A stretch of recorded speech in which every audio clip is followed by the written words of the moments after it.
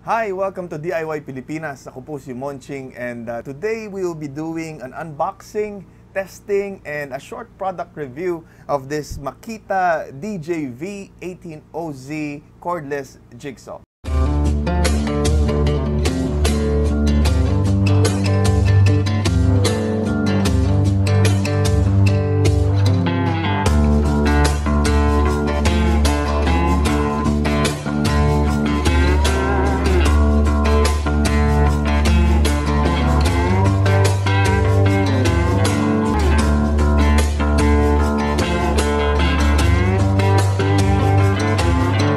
Sige, buksan na natin to. But before we go into detail, pinapasalamatan ko lamang muna ang ating napakabuting sponsor. And I'd like to read a few words from our good sponsor. Acts 1 verse 8, "But you shall receive power when the Holy Spirit has come upon you, and you shall be witnesses to me in Jerusalem, and in all Judea and Samaria, and to the ends of the earth." Amen. Siyempre, ang mga laman nito ay warranty card. Ang maalamat na instruction manual na halos walang bumabasa pero napaka-importante. Meron din siyang parang poster ng LXT family. Ayan, no? Napakadami. 200 plus tools. No, I'm so sure hindi ko kailangan at hindi ko rin naman kayang bilhin lahat ng mga yan. Meron din siya kasamang mga saw blades. Okay? 6 pieces ito. 4 na pangkahoy at 2 pangbakal. Madali lang siya ma-identify kasi ito yung pangbakal yung mas maliit, mas maninipis at mas pino yung kanyang mga tooth para pangputol. By the way, itong purchase na ito ay hindi kasama yung battery, hindi kasama yung mga jig or iba pang hard case. Wala. This is just a bare tool purchase. Wala rin pala siyang kasamang rip fence. Okay? And wala siyang dust extraction port. So I think you need to purchase that separately. Ang kagandahan lang nito, kahit wala tayong baterya, we can use batteries from other LXT models that belong to the LXT family. Pare-parehas lang naman sila na gumagamit ng 18-volt lithium-ion battery. Okay? And itong bateryang ito, if you can see, siya ay 5Ah. No? AH stands for ampere hour. So, meron silang normally 3 amps, 4 amps, 5 amps. May bagong labas yata ngayon na 6 amps. Pwede mo itong gamitin sa lahat ng mga cordless LXT models nila. Iba kasi yung CXT, yun yung mga mas nauna. Alright? Gusto ko lang rin i-mention na for Makita, meron silang tinatawag na ito. Ayan, meron siyang maliit na star, kung mapapansin ninyo. Meron din siya rito sa kanyang likuran. Yan, 18 volt. Tapos, merong star. Para saan ba yung star na yan? So, itong mga bagong lithium-ion batteries nila, as long as andyan yung star, meron siyang protection from overloading. So, hindi na niya hahayaan na umandar siya kapag hirap na.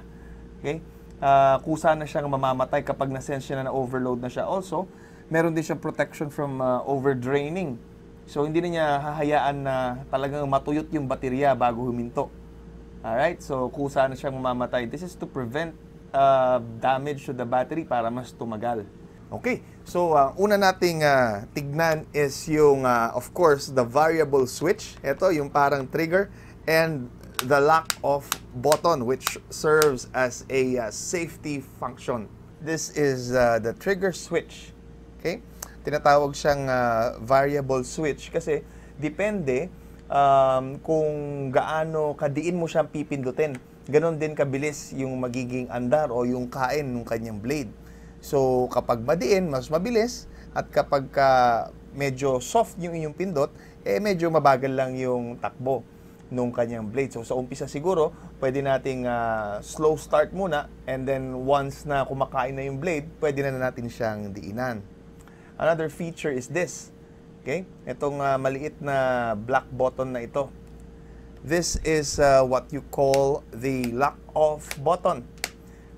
If you notice, okay, meron siyang parang engraving ng padlock.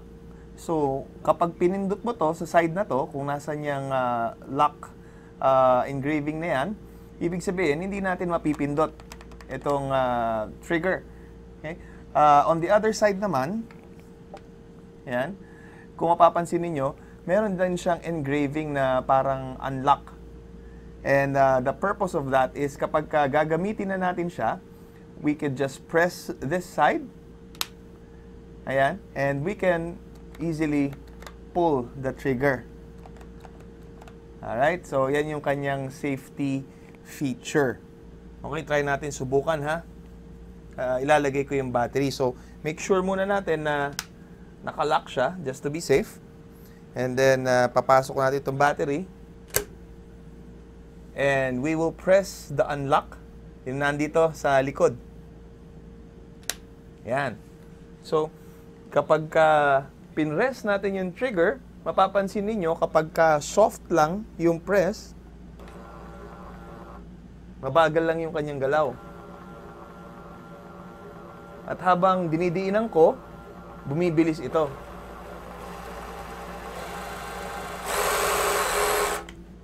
Okay, so I'll just press it gently muna. And then didiinan ko, paunti-unti.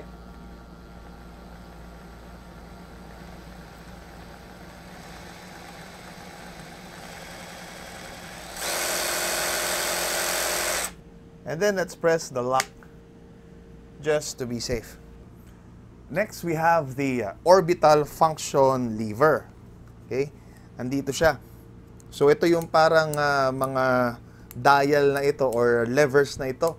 Okay? The orbital function lever or yung orbital function is used kapag gusto nating mas mabilis at mas aggressive yung pag-cut ng ating jigsaw. Etong side na ito ay 0, okay? And then 1, 2, and 3. So, normally, ang galaw ng blade ay taas-baba lang. Lalagay ko yung kamay ko sa background para mas malinaw. Ayan. So, taas-baba lang ito. But, kung gusto mong i-activate yung orbital function, meron siyang parang option na itinutulak itong blade paharap. So, imbis na taas-baba lang yung kanyang movement, tinutulak siya paharap. Ganyan, parang ganyan na nangyayari. So, nagkakaroon ng parang circular motion. Hence the term orbital. Okay? Normally, ginagamit itong orbital function kapag gusto mo magputol ng mas mabilis. Yung basta kailangan mo lang tumabas, hindi kailangan delicate, hindi kailangan sensitive cuts, basta maputol lang, you can use the orbital function. And then, nasa sayo na yun kung gusto mong mas mabilis. Okay? Yung 0, ibig sabihin nun, wala siyang orbital function, taas-baba lang. And then, habang itinataas mo tong lever na to, okay, 1, magkakaroon na siya ng orbital function. 2, okay, lalong lumakas. At yung 3, ito yung pinakamalakas na orbital function niya kung kinakailangan mo. Para saan naman? Anong klaseng mga cuts normally ginagamit itong orbital function na ito? So, again, magsisimula yan sa 0. Ito yung no orbital function. Ginagamit ito for fine cuts. Katulad ng laminates, plastic, stainless, fine wood. Basta ayaw mo na magkaroon ng parang himulmol. yung kinakat, gusto mo, pino lang. Okay? So, once na nilagay natin yan sa 1, okay, dyan napapasok yung orbital function. 1 stands for parang small orbital action. Pwede ito sa, again, hardwood, aluminum, mild steel, pero hindi na masyadong intricate. Okay? Pag andito ka na sa number 2, okay, 2 orbital function, ito na yung medium, no? Pwede na rito yung softwood, plywood, mild steel. Ayan. And of course, dito sa third option, fast orbital action. Normally, pang softwood and plywood lang yan. Okay? And yeah, tandaan lang natin, basta pagka sensitive or intricate, wag mo nang gamitin to, dito ka lang sa una. At kapag nagmamadali ka, tabas lang ng tabas, feel free. Taas mo lang kung gusto mo. Next naman, punta tayo doon sa ating cover plate, itong nasa ibaba, at yung anti-splintering device. Okay? Andito siya sa medyo baba rin. Para saan ba ito? Nilalagay at ginagamit ito kapag gusto natin yung ating pagputol medyo fine, yung walang himulmol or walang splinter. Normally, magkasama silang ginagamit. Say for example, ang ating puputulin ay plastic or laminate o kaya very fine wood, no? Ginagamit ito. Pero kung hindi naman, pwede mo na siyang tanggalin. Papakita ko sa inyo kung paano ito tinatanggal. Okay? Clip-on lang siya, so tanggalin lang natin to. Ayan. At dito, makikita ninyo yung parang transparent na plastic na ito. This is the anti-splintering device. Okay? Pagtatanggalin natin siya, we just need to push it here from the top. Meron ding kakayahan itong ating jigsaw na pumutol ng angle o yung tinatawag nilang miter cuts. So, example, ito yung kahoy. Normally kasi ang putol nung blade ay padiretso lang. No? Diretso 90 degrees. Pero merong capability itong jigsaw na ito na pumutol ng angle cuts. Okay? Pagka kasi pumuputol tayo, normally diretso, pag gusto natin na medyo may 45 degree angle, for example, hindi mo pwedeng ibaliko yung jigsaw. So, itong base plate ay dapat naging nakalapat doon sa surface ng ating pinuputol.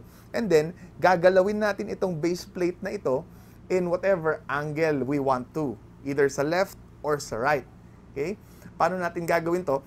Merong hex wrench o Allen key na matatagpuan dito sa likod. Papakita ko sa inyo kung paano ito ina-adjust. So, yung hex wrench, matatagpuan natin doon sa likod. Okay? Same as Allen key. Kaya lang, tandaan lang natin na kapag meron tayong mga binabago, tinatanggal, katulad nito, may tendency talaga na hawakan natin itong trigger. Buti na lang, pinindot ko yung lock button kanina, kaya lang, baka sakaling nakalimutan kong pindutin yung lock, no? Baka naka-unlock pala. Tapos na napindot ko to, lalo na kung may blade. Nako, delikado yon. So, it's always a good practice na tanggalin natin yung battery. Okay? Pagka hindi ginagamit, ilalagay lang natin siya kapag gagamitin na natin. Alright? So, sige. Ito sa baba, makikita natin. Here. Andyan yung hex wrench or Allen key. Pwede natin siyang hugutin lang. At ma-adjust natin yung angle netong base plate. How? If you notice, sa ilalim, ito, meron dyan butas. We just need to use the key. Move it counterclockwise. Yan. Papansin mo, luluwag na siya. Right? So kapag babaguhin natin yung angle, we just need to pull this back a little bit, yung kanyang base plate. Mararamdaman mo yan eh.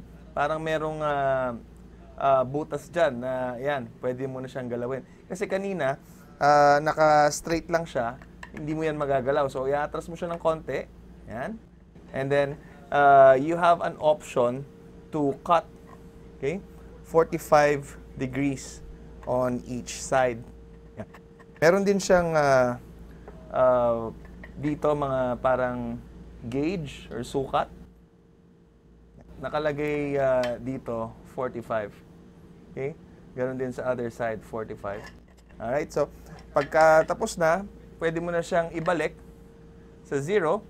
So we need to push it forward a little bit at ikabit ulit or higpitan using the Allen key. Merong parang mark doon sa likod niya. So, yung marker, i-align lang natin siya doon sa 0. Just make sure it's... Yan. Magandang option na nandito lang ito. Kasi kahit marami tayong Allen key. Kadalasan kung saan natin nilalapag at we end up losing it. So, paano naman natin papalitan yung blade? Ang kagandahan ng mga cordless jigsaw ay hindi mo na kailangan ng chuck o yung chuck key. Matrabaho kasi yun, iikutin mo pa. Okay, eto, hihilahin mo lang itong part na ito, and then isasaksak mo yung blade. Ganun lang siya kadali, ganun lang siya kasimple. Ito yung ating blade. Ito yung parang tinatawag na T-shank, okay? Parang letter T siya. Normally, ganito na yung mga blades na ginagamit ngayon, okay?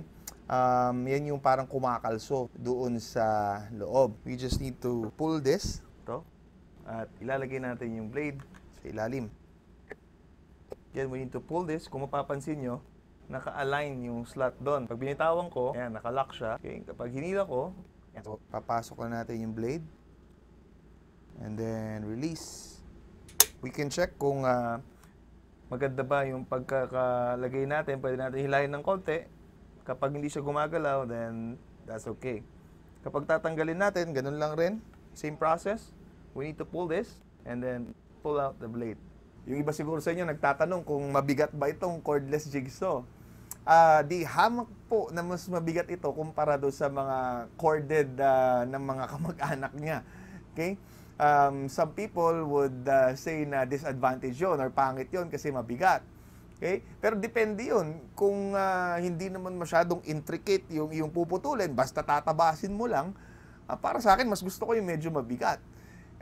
You see, kapag ginagamit natin yung jigsaw, since taas-baba yung kanyang blade, lalong-lalo na pag ang pinuputol natin is plywood, yung mga maninipis na bagay, may tendency na lubundag-lundag ito, no? Mag-vibrate. Kasi nga, syempre may friction yung blade na nagtataas-baba.